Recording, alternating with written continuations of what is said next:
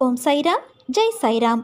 என் அன்பின் பிரியமே, இந்த உலகமே ஒன்று திரண்டு உனக்கு எதிராக துன்பம் இழைக்க முயற்சி செய்தாலும் உன் அப்பா உனக்கென எழுதியது மட்டும்தான் உன்னை வந்து சேரும் என்பதை நீ உறுதியாக நம்பு. சரணாகதி என்றால் என்ன என்பதை நான் உனக்கு கூறுகிறேன். நான் ஒரு உதாரணத்தை உனக்கு சொல்கிறேன் கேள். 2 நபர்கள் இருக்கிறார்கள். முதல் நபர் நன்றாக உழைத்து சம்பாதித்து பணம் வைத்து கொண்டு இருக்கிறார். 2வது நபரோ ஒரு பரம ஏழை, பிச்சைக்காரர் என்று கூட வைத்துக்கொள்ளலாம். இருவரும் ஒரு பெரிய கடைக்கு சாப்பிடுவதற்கு தின்பண்டங்கள் வாங்க செல்கிறார்கள். முதல் நபர் வாங்கிய பொருளுக்கு பணம் கொடுக்க வேண்டும். அவர் பணம் கொடுக்க முயலும் பொழுது தன்னிடம் ஒரு 100 ரூபாய் குறைவாக இருப்பதை உணர்ந்தார். இப்பொழுது முதல் நபர் 100 ரூபாய் குறைவாக இருப்பதாக கடைக்காரிடம் சொல்ல முடியாமல் சுய கௌரவம் தடுக்கின்றது. அதனால் அவருக்கு தனக்கு வேண்டிய பொருளை வாங்க முடியாமல் திரும்புகிறார். இப்பொழுது 2வது நபர் கடைக்காரரிடம் கேட்கிறார். எப்படி கேட்கிறார்? ஐயா, என்னிடம் பணம் இல்லை, சம்பாதிக்கும் திறமையும் இல்லை, பசி காதை அடக்கின்றது, கொஞ்சம் ஏதாவது சாப்பிட கொடுங்கள் என்று பிச்சை கேட்டால் கடைக்காரர் எதையாவது எடுத்து 2வது நபர் பசியார கொடுப்பார். அந்த பிச்சைக்காரருக்கு ஏதாவது வேலையோ வேறு ஒரு நல்ல வழியையோ சொல்வார். இப்பொழுது புரிகிறதா? நம்முடைய சுய கௌரவத்தை களைந்து இயலாமையை ஏற்றுக்கொண்டு இறைவனிடம் கையை உயர்த்தி என்னை ஏற்றுக்கொள் என்று கேட்டால் நிச்சயம் இறைவன் ஏற்றுக்கொள்வார். இதைத்தான் சரணாகதி என்று சொல்கிறோம். சரணாகதியின் மேலும் ஒரு முக்கிய அம்சம் என்ன தெரியுமா? நாம் இறக்கும் தருவாயில் மனதில் என்ன நினைத்து கொண்டு இருக்கிறோமோ அதுவாகவே பிறப்போம் என்பது வேதத்தில் கூறப்பட்டுள்ள உண்மை. இது பல புராணங்களில் நிரூபிக்கப்பட்டு இருக்கிறது. மரண தருவாயில் நம்முடைய உபாதைகளும் கருமாக்களும் நம்மை இறைவனை நினைக்க விடாது. அப்பொழுது நம்மால் இறைவனை அடைவது சாத்தியமில்லாமல் போகும். சரணாகதி செய்துவிட்டால் நாம் மறந்தால் கூட நாம் இறக்கும் தருவாயில் நம்மை ஞாபகத்தில் வைத்துக்கொண்டு நம்மை கரையேற்றி விடுவார் நாராயணன். இது ஒரு சரணாகதியின் முக்கிய அம்சமாகும். என் தங்கமே, உன் வாழ்க்கையை நல்லதொரு வாழ்க்கையாக மாற்றக்கூடிய சக்தி உன் எண்ணத்திற்கு உண்டு. அதனால் நீ நல்லதை மட்டுமே நினை. சோதிக்கப்பட்ட மனிதன் பிறகு பலருடைய மரியாதைக்கும் உரியவனாகிறான். அதனால் நல்லவனை மிக நல்லவனாக்குவதற்கு வேதனைகளையும் சோதனைகளையும் இறைவன் தொடர்ந்து வழங்குவார். எத்தனை கஷ்டங்கள் வந்தாலும் இறைவனுக்கு நன்றி சொல்வதை மட்டும் மறக்காதே, நிறுத்தாதே. உன்னை பக்குவப்படுத்துவதற்கே கஷ்டங்கள் வந்துள்ளன. இறைவன் திருவடியை இறுக பற்றிக்கொள். துன்பங்கள் அனைத்தும் பனி போல விலகும். உன் தந்தை நான் இருக்க வீணான பயம் எதற்கு உனக்கு? உன் பயிற்சி மற்றும் முயற்சிகளில் எந்த குறையும் இல்லை. ஆனால் உனக்கான காலம் பொருந்தி வருவதில்தான் சில தாமதங்கள் தென்படுகின்றன. ஆனாலும் நீண்ட நாட்கள் நீ காத்திருக்க வேண்டியது இல்லை குழந்தையே. சிலருக்கு விரும்பியபடி வருமான உயர்வு, வேலை மாற்றம் நான் அமைத்து தந்துள்ளேன். இன்னும் சிலருக்கு கர்ம வினையின் கடைசி பாகத்தை கடப்பதற்கு நான் அருள் புரிந்துள்ளேன். ஒருபோதும் நம்பியவரை நான் கைவிடுவது இல்லை. மாயைகளை கண்டு அஞ்சாமல் மனதில் தெளிவான சிந்தனைகளோடு நீ காத்திரு. உனக்கு நல்லதே நடக்கும். ஒரு வெற்றி தோல்வியை மறக்கச் செய்யும். ஒரு தோல்வி பல வெற்றிகளை பெற செய்யும். முயற்சித்துப்பார், முடியாதது என்று ஒன்றுமே இல்லை. உலகில் வெற்றி பெற்ற அனைவரையும் ஒரு பக்கமும் தோல்வியடைந்த அனைவரையும் ஒரு பக்கமும் தராசில் வைத்து நிறுத்துப்பார்.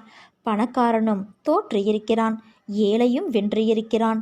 தோற்றுப்போன எவரிடமும் இல்லாத ஒன்று நம்பிக்கை மட்டும்தான். வெற்றியடைந்த அனைவரிடமும் இருந்த ஒன்றே ஒன்று நம்பிக்கை மட்டும்தான். அந்த நம்பிக்கை மட்டும் இருந்தால் அது எல்லாவற்றையும் பெற்றுத்தரும். நிச்சயமாக நம்மால் வெற்றி பெற முடியும் என்கிற எண்ணத்திற்கு பெயர்தான் நம்பிக்கை. ஏமாற்றம் தோல்வியின் முதல் படியல்ல, அது வெற்றியின் அஸ்திவாரம். நீயும் வெற்றியடைவாய். நீ நம்பிக்கையோடு இரு என் குழந்தையே. இன்றைய காலகட்டத்தில் பிரிவுகள் சாதாரணமாகிறது. வாக்குவாதங்களை தவிர்க்க முயற்சி செய். சொன்ன சொல்லையே பிடித்து கொண்டு தொங்காதே. கோபம் அதிகமானால் பேசுவதை தள்ளி வை. பேச்சுக்கள் அதிகமானால் நீ மௌனத்தை கையில் எடு. செய்த தவறை காலம் முழுதும் சுட்டிக்காட்டி நோகடிக்காதே குழந்தையே. நானும் தவறுகளிலிருந்து பாடம் கற்றுக்கொண்டேன் என்று ஒத்துக்கொள். மன்னிப்புகளை வழங்க எப்போதும் மறுக்காதே. விருந்தினர்களை மனமகிழ வரவேற்க பழகிக்கொள். நன்றிகளை கூற நொடி நேரமும் காலதாமதம் செய்யாதே. என் தங்கமே, பொறாமையை நீ வெல்ல வேண்டும். பொறாமை என்கின்ற வேண்டாத குணத்தை பொறுத்தவரை நமக்கு எந்த விதமான லாபமோ நஷ்டமோ கிடையாது. பொறாமை என்பது இன்னொருவருக்கு கிட்டியிருக்கும் லாபம் அல்லது வளம் கண்டு தாழாமை. வேறு ஒருவருக்கு ஒரு அதிர்ஷ்டமோ செல்வாக்கோ கிட்டிவிட்டால் நம்மால் அதை சகித்து கொள்ள முடியாமல் அவரை அவதூறாக பேசுகின்றோம். அவருக்கு நஷ்டம் ஏற்பட்டுவிட்டால் மகிழ்ச்சி அடைகின்றோம். இது நல்லதா? அந்த மனிதன் வளம் பெற்றால் நமக்கு என்ன நஷ்டம் ஏற்பட்டுவிட்டது? ஆனால் ஜனங்கள் இந்த விதத்தில் சிந்திப்பது கிடையாது. அவனுக்கு நலம் கெட்டினால் அவனோடு சேர்ந்து நாமும் மகிழத்தான் வேண்டும். நமக்கும் நலம் கிட்டியது, நாமும் பாக்கியசாலிகள் என எண்ண வேண்டும். அல்லது அதே நலம் நாமும் பெறுவோம், நாமும் பெறுவதற்கு முயற்சி செய்வோம் என்று சிந்திக்க வேண்டும். அதுவே நம் விருப்பமும் தீர்மானமுமாக இருக்க வேண்டும். நம்மிடமிருந்து அவன் எதை எடுத்து சென்று விட்டான்? ஒன்றும் இல்லை. அவனுடைய கர்மாவின் பலனாக அவன் பலம் பெற்றான். அப்படி இருக்க அதை கண்டு நாம் ஏன் பொறாமைப்பட வேண்டும்? முதலில் பொறாமையை வென்றுவிடு. அதன் பிறகு உனக்கு நடக்க வேண்டியது தானாக நடக்கும். நீ வாழ்க்கையில் வெற்றி பெறுவதற்கு 2 பெரும் ஆயுதங்கள் தேவை. அதில் ஒன்று நம்பிக்கை, மற்றொன்று பொறுமை. இந்த 2ம் இருந்தால் உன்னை வெல்ல இந்த உலகில் யாராலும் முடியாது. இன்று மட்டும் அல்ல, என்றென்றும், இந்த பிறப்பில் மட்டும் அல்ல, இனி வரப்போகும் பிறவிகளிலும் உனக்கு எந்த விதமான தீங்கும் யாரும் இழைக்க முடியாது. நான் அதை பார்த்து கொள்கிறேன் என் குழந்தையே. என் தங்கமே, ஏன் உன் வாழ்க்கையை ஏக்கங்கள் நிறைந்ததாய் மாற்றியுள்ளாய்? ஏக்கங்கள் உன் மனதை அழுத்தும் அளவிற்கு அதை உனக்குள் வர நீ அனுமதித்துள்ளாய். யாரும் இல்லை என்று புலம்புகிறாய். அதே நேரத்தில் உன் மனமானது அன்பிற்காக ஏங்கி நிற்கிறது. எதிர்பார்ப்பின் தோல்வியே ஏக்கத்திற்கான ஆரம்ப கட்டம். அதனால்தான் எதையும் யாரிடமும் எதிர்பார்க்காதே என்று கூறுகிறேன். உன்னிடத்தில் என்ன இல்லை? அறிவா, திறமையா, குணமா? எல்லாம் உன்னிடத்தில் கொட்டி கிடக்கிறது. நீ ஏங்கும் அன்பு யாரிடம்? உன்னை எல்லோர் முன்பும் நீ காட்டும் அன்பை அலட்சியப்படுத்திய உள்ளத்திற்காக நீ ஏங்கி நிற்கிறாய். அவர்கள் உன்னை புரிந்து கொள்ளவில்லை என்று அறிந்த பின்னரும் உன் மனம் ஏக்கங்களால் புண்ணாகிப் போவதை என்னால் தாங்க முடியவில்லை. உனக்கு எது நிரந்தரம் என்று புரிய வைப்பதற்கு சில நிகழ்வுகளை உன் முன் நிறுத்தினேன். ஆனால் எவ்வளவு ஆழமாக இருந்ததால் உன் மனம் காயப்படுகிறது. இனிமேல் அதை உன்னிடத்தில் நான் அனுமதிக்க மாட்டேன். உன் கண்முன் போலியான அன்பு கொண்டு இருப்பவர்களை திரையிட்டு காண்பிக்கப் போகிறேன். ஒரு நாள் உன் முன் உன் அன்பிற்காக அவர்கள் ஏங்கி நிற்கப் போகிறார்கள். அது நடக்கத்தான் போகிறது என் குழந்தையே. உன் தொழிலில் நஷ்டம் என்ன செய்வது என்ற நிலையை தாண்டி நிம்மதி இழந்து எந்நேரமும் பயந்து நீ இருக்க வேண்டிய அவசியமில்லை. இனிமேல் கீழே எவ்வளவு குறைந்ததோ அதற்கு 100 மடங்கு உனக்கு உயர்த்தி உன்னை உச்சியில் ஏற்றி உட்கார வைப்பேன். முதலில் உன் வாழ்விலோ தொழிலிலோ சறுக்கல்களையும் கஷ்டங்களையும் நீ சந்தித்துள்ளாய் என்றால் நீ வாழ்வில் வெற்றியடைய தகுதியாகிவிட்டாய் என்று அர்த்தம். நீ 4 படி ஏறினால் 2 படி சறுக்கும் என்ற வாக்கியத்தை தெளிவாக உன் கவனத்தில் ஏற்றிக்கொள். உன் 2 படி சறுக்கல் 4 படி முன்னே செல்ல அதை தாங்கும் சக்தியாய் 2 படி இப்போது பின்னே வைத்துள்ளாய். அது தோல்வி இல்லை. வெற்றி பெற்றவருக்கு தன் உழைப்பின் அருமை புரியும். ஆனால் பல தோல்விகளை பார்த்து பிறகு வெற்றி பெற்றவர்களுக்குத்தான் உழைப்பின், வாழ்க்கையின் அர்த்தம் புரியும். நீ நிச்சயம் அர்த்தங்களின் சங்கமமாய் திகழப்போகின்றாய். வாழ்க்கையில் எல்லாம் சரியாகிவிடும். நீ எதற்கும் கலங்காதே. உன்னோடு உன் தந்தை நான் இருக்கிறேன். நீ ஜெயமாக நல்ல ஆரோக்கியத்தோடு எல்லா செல்வங்களையும் பெற்று சீரும் சிறப்புமாய் வாழப்போகிறாய். உன் கடந்த கால வாழ்க்கையை நீ அறிய விரும்பினால் உன் தற்போதைய நிலையை பார். உன் எதிர்கால வாழ்க்கையை நீ அறிய விரும்பினால் உன் தற்போதைய செயல்களை பார். உன் எதிர்காலத்தின் மீது முதலில் நீ நம்பிக்கை வை. உனக்கே உன் வாழ்க்கையின் மீது பிடிப்பு இல்லாமல் போனால் பிறகு வெற்றி காண்பது கடினம். நல்லவர்கள் என்றும் தோற்பது இல்லை. என்னை நம்பியவர்களை நான் என்றும் கைவிடுவதும் இல்லை. கஷ்டத்தை சகிக்க பழகு. எதையும் எதிர்த்து நில். கர்ம வினைகளின்படி விதியே சதி செய்தாலும் உலகமே உன்னை வெறுத்தாலும் அமைதியாக இரு. நீ நம்பிக்கை கொள். வரும் காலம் உன்னை குறைவில்லாமல் வாழ வைக்கும். எல்லாம் கூடிய விரைவில் முடிவரும். அதுவரை உன் தந்தையின் மேல் நம்பிக்கை வைத்து சற்று பொறுமையாக இரு. உனக்கான நற்பலன் நிச்சயம் உன்னை வந்து சேரும். உனக்கு கவசமாக உன் தந்தையான நான் இருக்கின்றேன். உன்னை சீரும் சிறப்புமாய் நற்பெயரோடு நிம்மதியான மகிழ்ச்சி மிகுந்த வாழ்க்கையை அமைத்து கொடுப்பது உன் தந்தையின் கடமை. வருங்காலம் உன்னை குறைவில்லாமல் வாழ வைக்கும் குழந்தையே. அதுவும் அந்த காலம் உன்னை தானாய் தேடி வரும். உன்னை சுற்றி என்ன நடக்கிறது என்பதை உணர்ந்து கொள். அது புரியாமல் கேட்பவற்றையெல்லாம் செயல்படுத்தி வாழ்வில் உச்சநிலையை அடைந்து விடலாம் என்று நினைக்கின்றாய். அது சரியா தவறா என்று ஆராய்ந்து பார்க்க கூட ஏன் மறுக்கிறாய்? எதையும் தீர்க்கமாக அறிந்து கொள்ளாமல் வெளி தோற்றத்தை மட்டுமே வைத்து இப்படி கற்பனையில் லயித்து கொண்டு இருக்கிறாயே. நீ ஆசைப்படுவதை நான் குறை கூறவில்லை. ஆனால் அது நிராசையாகிவிட்டால் நீ மனமுடைந்து போகக்கூடாது என்பதற்காகத்தான் எந்த செயலையும் செய்வதற்கு முன் நிதானத்தோடு இரு என்று கூறுகிறேன். நம்பிக்கையும் பொறுமையும் தான் உனக்கு நல்லது செய்யும். காலதாமதமானாலும் அது நிச்சயம் நடக்கும். நீ எல்லா செல்வ வளங்களையும் பெற்று சீரும் சிறப்புமாய் மகிழ்ச்சியான வாழ்க்கையை வாழ்வாய். உனக்கு எல்லா சூழ்நிலைகளிலும் நான் துணை நிற்பேன் குழந்தையே. என் வார்த்தைகள் மீது நம்பிக்கை வைத்து செயல்படு. மீதியை உன் தந்தையான நான் பார்த்து கொள்கிறேன். வாழ்வில் எனக்கென்று தேற்றுவார் யாரும் இல்லை. என்னை முன்னேற்ற அடையும் எந்த ஒரு சூழ்நிலையும் கிடைக்கவில்லையே என வருத்தம் கொள்ளாதே. சூழ்நிலையும் முன்னேற்றமும் ஏற்படுத்துவதல்ல, உருவாக்குவது. அதை நான் உனக்கு உருவாக்கியுள்ளேன். நீ கவலை கொள்ளாதே தங்கமே. வரும் காலம் எல்லாம் ஏற்றமான காலமாய் அமையும். நீ நினைத்தது போல வாழ்க்கை உன்னை நோக்கி வந்து கொண்டு இருக்கிறது. நம்பிக்கையும் பொறுமையையும் கடைபிடித்துக்கொள். உன் சூழ்நிலைகளுக்கான தேவைகள் எல்லாம் சரியான நேரத்தில் உன்னை தேடி வரும். உன்னை விட்டு நான் விலகுவதும் இல்லை. உன்னை விலகி போகும்படி நான் செய்வதும் இல்லை. உன் அம்மாவாக அப்பாவாக நான் என்றும் உனக்கு துணையாய் இருப்பேன். நீ நம்பிக்கையோடு இரு, நல்லதே நடக்கும். இரவு முழுவதும் அப்பா அப்பா என்று என்னை நினைத்து வருந்தி கொண்டு ஒரு புறமும் என் அப்பா நீ இருக்க எனக்கு என்ன குறை, நீ எல்லாம் பார்த்து கொள்வாய் என்று மறுபுறமுமாக புலம்பிக் கொண்டு இருந்ததை நான் கண்டேன். நொடிக்கு நொடி நீ என்னை அப்பா என்று அழைக்கின்றாய். நீ அழைப்பாய் என்று தெரிந்துதான் ஒரு நொடி கூட நீங்காமல் உன் இத்தலத்தில் நான் இருக்கின்றேன். நீ எனக்காக படிக்கும் திருப்புகளை கேட்டு நான் மகிழ்கின்றேன். சரி, உன் மனதில் உள்ள பிரச்சனைக்கு வருவோம். இரவு முழுவதும் உன்னை தூங்க விடாமல் செய்த அந்த பிரச்சனை, அதை நான் முடிவுக்கு கொண்டு வருவேன். உன்னுடைய உண்மையான பக்திக்கும் நம்பிக்கைக்குமான உயர்வை நான் தருவேன்.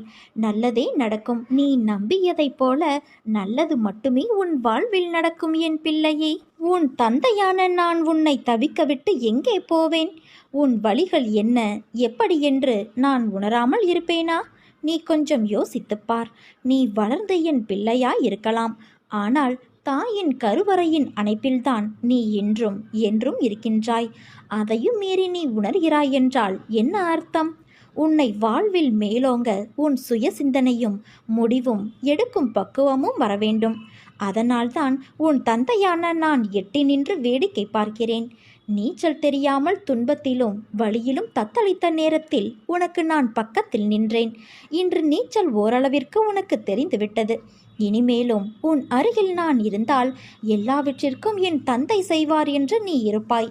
நான் சொல்லும் அனைத்தும் உனக்கு சரியா தவறா என்று ஆராயாமல் இருந்த என் பிள்ளையின் மனம் எனக்கு தெரியும். ஆனால் உன் வாழ்க்கையில் நானும் உன்னை சுற்றி நிறைய மக்களும் உள்ளார்கள். அவர்களும் அப்படி இருப்பார் என்ற உத்தரவாதம் இல்லாத போது நீ அந்த மனநிலையை விட்டு வெளியே வர வேண்டும். அதனால்தான் ஆற்றில் உன்னை இறக்கிவிட்டு அருகிலிருந்து அமைதியாய் உனக்கு நான் உணர்த்தி கொண்டு இருக்கிறேன். இது உன் நல்லதுக்காக மட்டுமே. உன்னை உயிராய் நினைக்கும் உன் தந்தையான நான் எப்படி விட்டுச் செல்வேன்? உன்னை விட்டு நான் எப்போதும் விலக மாட்டேன். என்றும் என் அரவணைப்பில் நிம்மதியான நோயற்ற வாழ்வு பெற்று சுபிட்சமாய் வாழ்வாய். இது என் சத்திய வாக்கு. என் தங்கமே, கர்ம வினைகள் உன்னை விட்டு விலகப் போகிறது.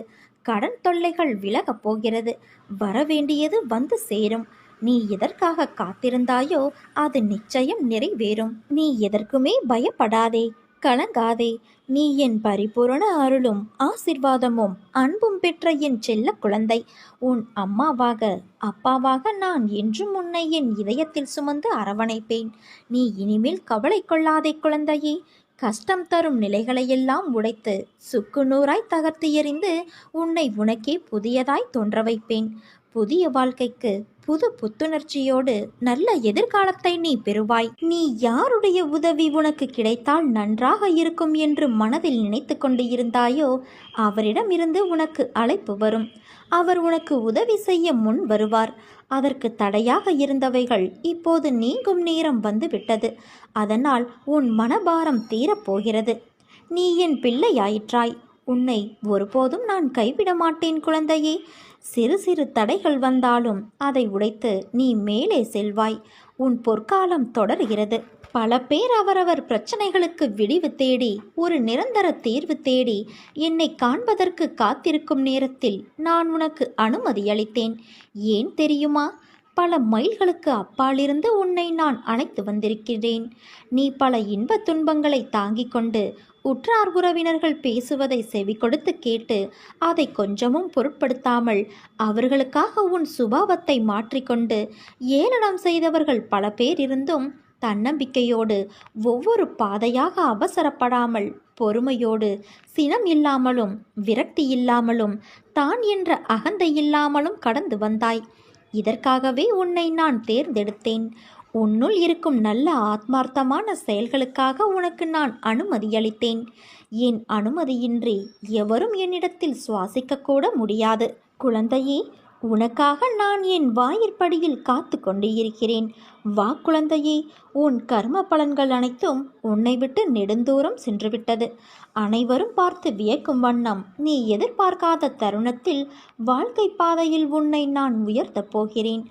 அப்பா உன் கூடவே இருக்கின்றேன். நீ கவலைப்படாதே. இழந்ததையெல்லாம் மீண்டும் பெறுவாய்.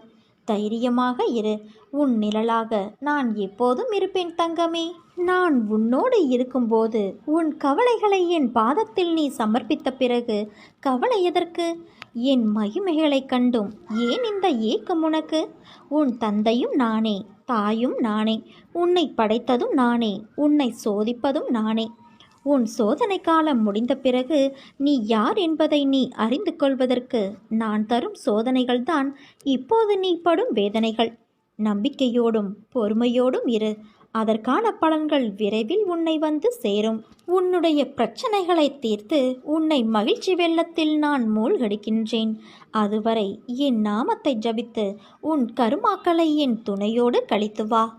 உனக்கு ஒரு விஷயத்தை சொல்கிறேன் கேள். நான் உன்னோடு எங்கும் எப்போதும் இருக்கின்றேன். நீ சிறிதும் கவலை இல்லாமல் இரு. எந்த ஆபத்திலிருந்தும் நீ முழுமையாக காப்பாற்றப்படுவாய். அதில் உனக்கு எந்தவித சந்தேகமும் வேண்டாம். ஒவ்வொரு வினாடியும் நான் உன்னோடு இருக்கின்றேன். நீ தனியாக நடப்பதாக நினைக்கிறாயா? உன் பாதை என்னால் வடிவமைக்கப்பட்டது. நான் உன் வாழ்க்கையை உருவாக்கியவன். நீ சிந்தும் கண்ணீர் மற்றும் வலிகளை நான் உணர்வேன். நானே மருந்தாகவும் நானே உன் படைப்பாளியாகவும் இருக்கின்றேன். என் கண்களை நன்றாக உற்றுப்பார். உன் வலிகளை மௌனமாக குணப்படுத்தி உனக்கான நல்ல நேரத்தை உருவாக்கி கொண்டு இருக்கிறேன். நான் உன்னை பாதுகாப்பேன். உன் மீது அன்பாக இருக்கின்றேன். என் அனுமதி இல்லாமல் எதுவும் நடக்காது. எவரும் எதையும் உனக்கு செய்யவும் முடியாது. நானும் எந்த தீங்கையும் உனக்கு செய்ய விடமாட்டேன் குழந்தையே. பொறுத்ததுதான் பொறுத்தாய். இன்னும் சில நாட்கள் மட்டும் பொறுத்திரு. உனக்கு நல்லது நிச்சயம் நடக்கும். உன்னோடு உன் தந்தையான நான் இருக்கிறேனே.